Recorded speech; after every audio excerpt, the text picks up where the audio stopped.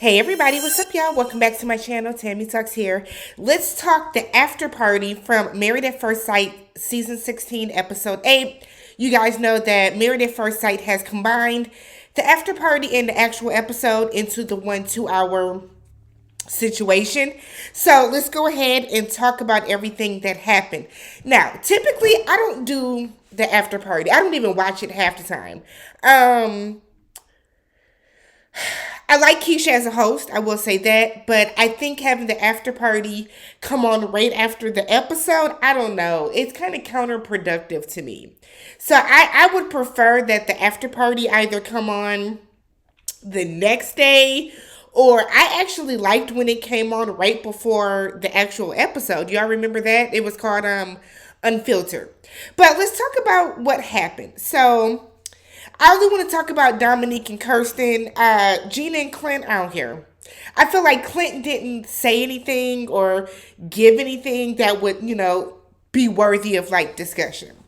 So let's talk Domynique. So Domynique feels that McKinley is using her as a target and said that his living situation could be better. So Domynique is saying that McKinley spent the entire honeymoon, or the better part of the honeymoon, really complaining about the fact that he feels he's being pegged as the guy that lives in the basement. But you are.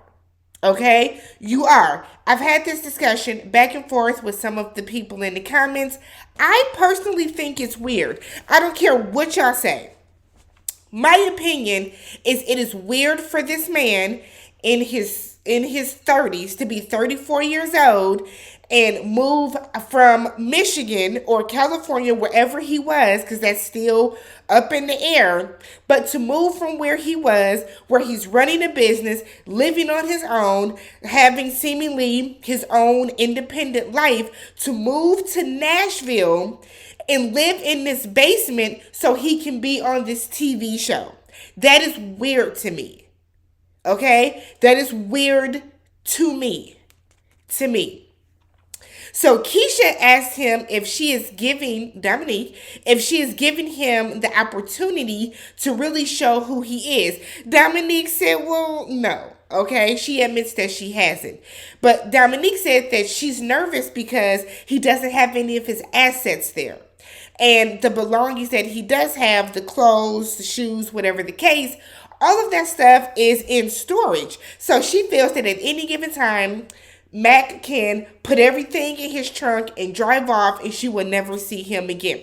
Domynique, that's cap. That's bull. That's not what you're thinking at all.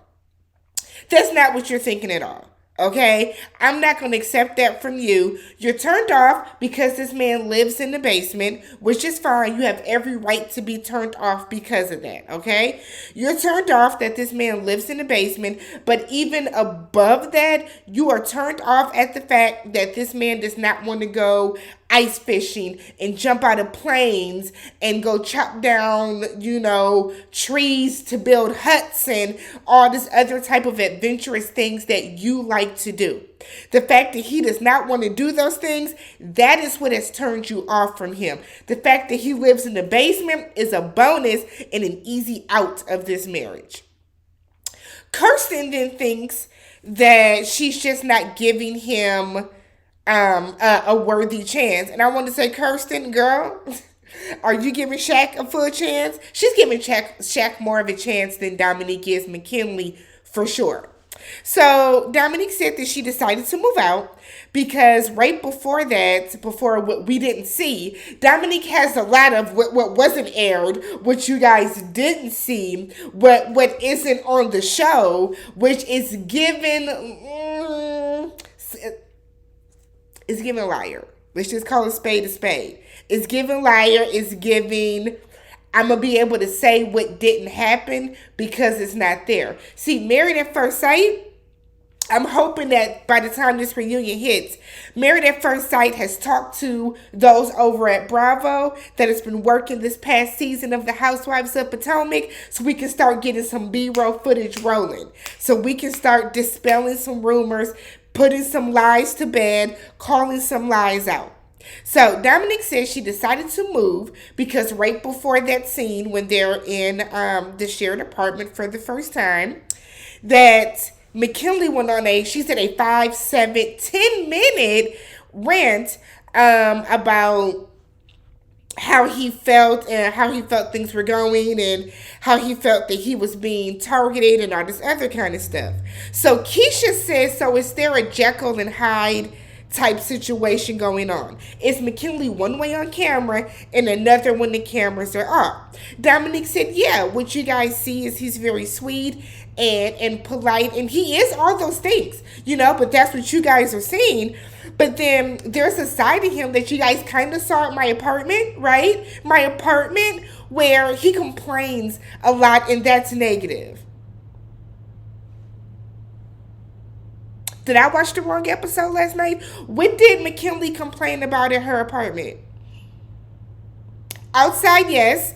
He did the diary cam where he said that, yep, he is the... When he said, yep, that he is the big loser for living in the basement, but we didn't see him complaining at your apartment. We saw you complaining. He complimented your closet. You quickly told him it's not. You were mad that he wasn't rummaging through your drawers and digging in your refrigerator.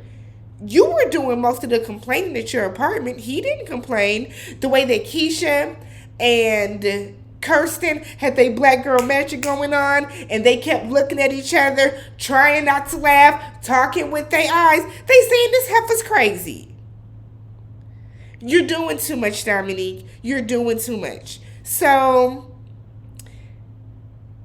Domynique then says that she's hoping that they can get to the same place on the same page. She don't know what page it is, but she just wants them to come to the same page. So Domynique feels that in the situation with Clint and Gina, that Clint is saying all the right things to show that he's committed to this marriage. I said, I bet you do think that. Don't think we have not forgotten about that clip in the preview with the two of y'all kissing at the end of I guess later in the season, because it's giving Zach, Michaela, and Bao. And we saw how that turned out for Bao.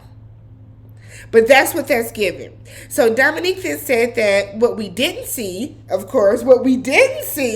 before Pastor Cal came was that McKinley once again went on a 10-minute rant, okay? 10 minutes about how he didn't get what he wanted and I'm not what he... And I said, girl, you're doing too much, Domynique. Because you coming off looking real fugazi, real funny in the light, because everything can't be what we're not seeing. Which I didn't see before the cameras got there. What didn't happen, stop it. Stop it. Stop it. So, Kirsten and Keisha flat out laughed out loud at her. Kirsten gave her the girl bye laugh when she turned and looked at her.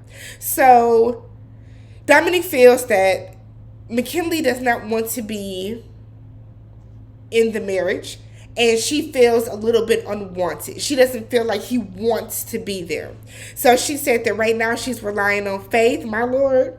She's relying on faith, and she said that she was selected for a reason, and it is through the grace of God that she is going through this. Domynique, bye, sweetheart. This ain't it. Domynique then said on the wedding day and halfway through the honeymoon that they had a spark. A spark? Spark where? What spark did y'all have? Nobody saw a spark. Girl, you didn't even see a spark. Then we get to talking to Kirsten about this apartment. Kirsten said that she moved during COVID 2020, 2021. And that production on a lot of furniture was delayed, which is true. I also moved in 2020, and prior to me moving, I got a new couch.